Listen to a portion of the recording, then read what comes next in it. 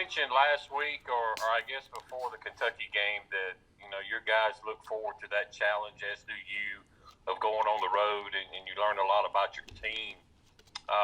Going into Texas Tech Saturday, what did you learn about your team with the way they played it at Rupp? Well, I mean, obviously, we had a very good second half. Didn't think we played very well in the first half at Rupp against Kentucky, and had a 13-point deficit, but showed a lot of character and a lot of grit and toughness to give ourselves a chance to win that game. And we had the ball multiple times. The game tied in overtime, and including two shots early in the overtime, and couldn't make an open three or a layup that would have given us the lead. And it was just unfortunate because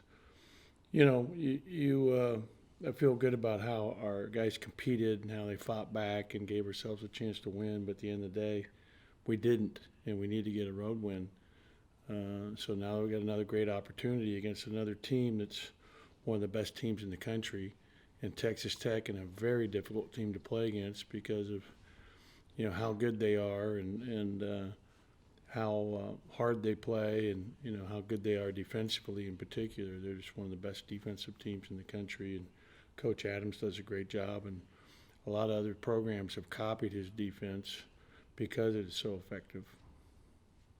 We've mentioned this a lot on there before about Rocket Watts and him getting back to 100% and playing the way he's accustomed to playing. How close do you think he is? Because he looked pretty good at times against Kentucky.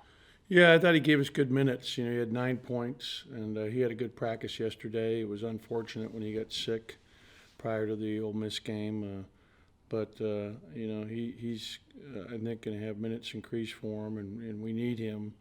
We need some punch off the bench to give us some scoring lift, and that's what I'm looking for out of him. He's just got to be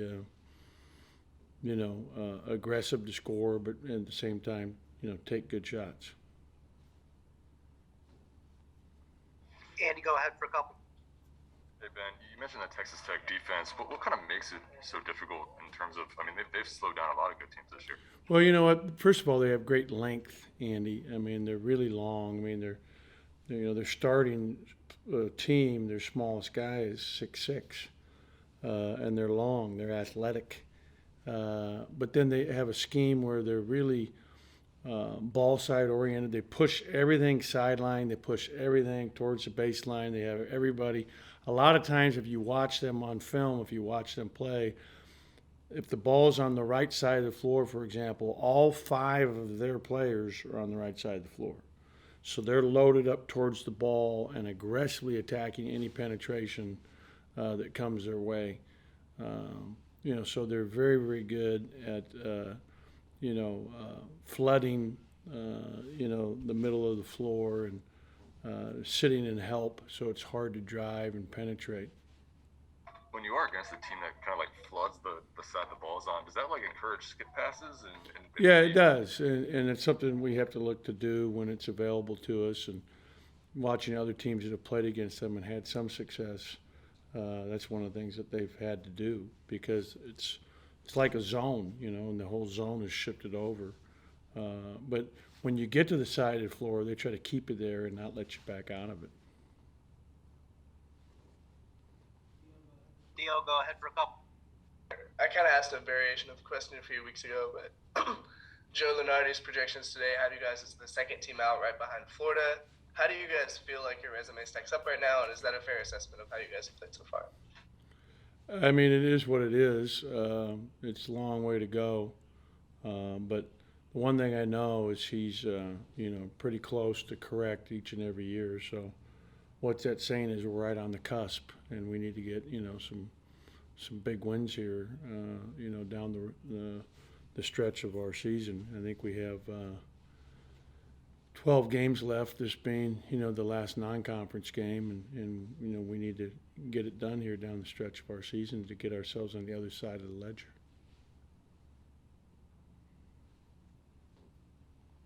Go back to Andy. Kind of following up on that, I mean, these next 6 games, how big did this stretch kind of pose for your tournament aspirations? You know what? I just look at one game at a time, Andy. I don't even know our next 6 games. I think I know the next 4, 5, whatever it is. But it's just focused on one game at a time. I know obviously Oscar put up big numbers, but how proud were you of the way JD and Garrison kind of worked together in that tandem in the front court against Kentucky? And I guess do you hope that kind of continues them working together? Yeah, I mean, sometimes they're playing together at the same time, and then other times it's just based on personnel. And Kentucky played big at times, and so it was easier for us to match up that way. Obviously, we really miss Tolu, because he's our best low post player and most formidable at both ends of the floor, and our best rebounder. So, but they're doing a good job and have had to do it all season long. I think he's only played in 7 of our games thus far out of the 19 that we've played. Paul, go ahead, wrap us up. Since you brought up Tolu, I figured I would ask how's this past few days been, and any update on what your timeline is for him coming back? Yeah, it's too early to make it a timeline. I mean, he's had a couple days where he's able to, walk on it on the Ultra G, which is a machine that we have up in our training room, or actually our weight room, that allows you to walk at less than your full weight. And he's been doing pretty well there. It's feeling better every day. It's improving, but, very early to project when he can potentially be back.